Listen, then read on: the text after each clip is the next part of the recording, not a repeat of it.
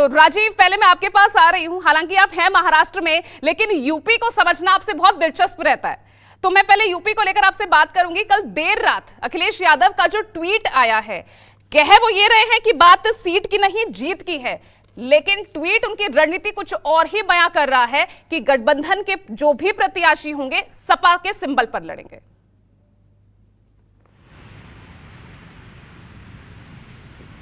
देखिए, आपके कार्यक्रम में पहले ही पूजा मैंने कहा था कि ये जो 9 सीटें हैं, इसमें 2 सीटें अखिलेश यादव कांग्रेस पार्टी को दे सकते हैं, गाजियाबाद और खैर।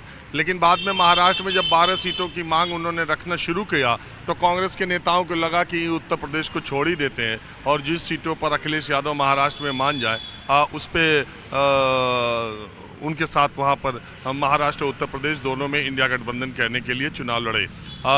अब जो अखिलेश यादव ने जो बात कही उसका सीधा मतलब ये है कि उपचुनाव में 9 की 9 सीटों पर साइकिल चुनाव चिन्ह पर कैंडिडेट उतारे जाएंगे। हो सकता है गाजियाबाद सीट पर नेता कांग्रेस का हो, सिंबल समाजवादी पार्टी का हो, ऐसा मुझे लगता है, इसकी एक संभावना है। लेकिन कांग्रेस पार्टी हाथ के पंजे पर चुनाव नहीं लड़ेगी। ये इंडिया गठबंधन के जो उम्मीदवार हैं वो साइकिल पर चुनाव लड़ेंगे। तो देखिए, आमतौर पर वैसे तो मायावती उपचुनाव नहीं लड़ती थी, लेकिन इस बार उन्होंने ऐलान किया कि वो उपचुनाव भी लड़ेंगी, चंद्रशेखर भी अपनी पार्टी के साथ चुनाव लड़ेंगे। लेकिन इस चुनाव को आमने सामने की टक्कर बनाने की दिशा में अखिलेश यादव इंडिया गठबंधन पूरी कोशिश में है। और ये 9 सीटें, बड़ी इंटरेस्टिंग चुनाव तो वैसे महाराष्ट्र में हो रहा है, लेकिन उत्तर प्रदेश के चुनाव हमेशा ही देश में सबसे ज़्यादा दिलचस्प होते हैं और उसके नतीजे बहुत कुछ देश की राजनीति को तय करते हैं। अगर उत्तर प्रदेश ने बीजेपी की सीटें कम नहीं की होती तो भारतीय जनता पार्टी को बहुमत में कमी नहीं आती, उसे अकेले दम पर बहुमत मिलता। लेकिन बात आजकल महाराष्ट्र की चर्चा की इसलिए भी हम लोग कर रहे हैं। देखिए पूजा, एक दिन हमने आपसे कहा था कि मुंबई की बरसात का, महाराष्ट्र की सियासत का, नेताओं के जज्बात का कोई भरोसा नहीं है। कुल मिला के बात यह है, जिस वक्त मैं अभी आपसे बात कर रहा हूँ, अजीत पवार गुट के एक विधायक जो है वो उनको टिकट नहीं मिला है और वो कांग्रेस नेताओं से मुलाकात करने के लिए मुंबई में पहुंच गए हैं। 2 दिन पहले उनकी सीट पर बीजेपी के नेता को शामिल कराया गया और एनसीपी गुट से अजीत पवार के टिकट दे दिया गया। अजीत पवार नाराज इस बात से हैं कि भारतीय जनता पार्टी एक तो सीटों के बंटवारे में उल्टा सीधा सीटें दे रही है और उसके बाद शर्त भी रख रही है कि किस उम्मीदवार को उतारें, किस उम्मीदवार को नहीं उतारें। नवाब मलिक ने शरद पवार का साथ छोड़ के अजीत पवार के साथ आने का फैसला किया और नवाब मलिक अपने विधानसभा क्षेत्र में चुनाव की तैयारी पिछले 3 महीने से कर रहे हैं और अब नवाब मलिक का नाम पहली लिस्ट में अजीत पवार दे न सके। आज ऐसा नहीं है कि महाविकास अघाड़ी में ही टकराहट है सीटों को लेके।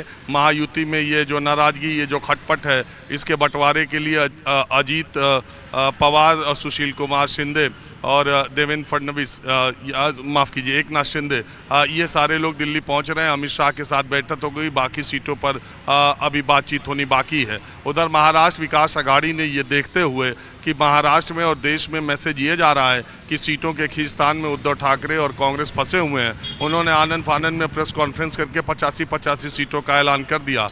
288 विधानसभा सीटें हैं जिसमें कि 255 सीटों पर उन्होंने उम्मीदवार का ऐलान कर दिया। अब बाकी 33 सीटें बची हैं, इसमें भी शरद पवार बाजी मार ले गए। उन्हें 85 सीटों पर ही चुनाव लड़ना है, उन्होंने अपनी सारी सीटों का नाम ऐलान कर दिया। अब उद्धव ठाकरे और शिवसेना को जो समझना है समझें, शिवसेना और कांग्रेस को जो समझना है समझें, अब बातचीत करें। उन्होंने अपना रास्ता क्लियर कर लिया है। अब से उद्धव ठाकरे और कांग्रेस को समाजवादी पार्टी और कुछ छोटी पार्टियों को कुछ सीटें देनी है। अब वो बातचीत करेंगे अगले 1-2 दिन में, माना जा रहा है। और अगर समझौता नहीं हुआ तो इन सीटों में कुछ सीटों पर आमने सामने की फ्रेंडली फाइट भी हो सकती है।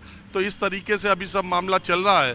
जो सारे तरफ टिकटों के बंटवारे के बाद कौन किधर जाएगा, कौन किधर जाएगा, ये इसका भी बता पाना बड़ा मुश्किल है। लेकिन ये ज़रूर है कि धीरे धीरे, अब चूँकि धीरे धीरे वक्त भी बीत रहा, 4 दिन और बचे हुए हैं मतदान नॉमिनेशन फॉर्म में, तो महाराष्ट्र में जब दोनों तरफ के सारे टिकटों का बंटवारा हो जाएगा, मेन निगाहें अगर मैं आपको बता दूं आज पूरे महाराष्ट्र की, मैं इस समय सोलापुर में हूं, अगर आसपास के 4-5 जिलों से आप पूछिए कि सबसे ज़्यादा नज़र किस बात पर है, तो सिर्फ शरद पवार पे इस बात पर है कि बारामती जहां से शरद पवार ने अपना राजनीतिक सफर शुरू किया और अपने विधायक इतने बार बनने के बाद वो सीट अपने भतीजे अजीत पवार को दे दी। और अजीत पवार भी करीब करीब उतनी ही बार एमएलए रह चुके हैं जितनी बार शरद पवार रहे हैं।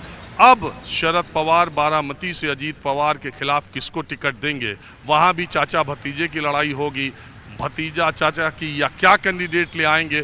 सब जगह इस समय महाराष्ट्र में चर्चा यही चल रही है कि शरद पवार आज बारामती में किसके नाम का अनाउंसमेंट करेंगे। बिल्कुल, तो ये चर्चा का विषय है कि बारामती से आखिर शरद पवार किसे खड़ा करेंगे।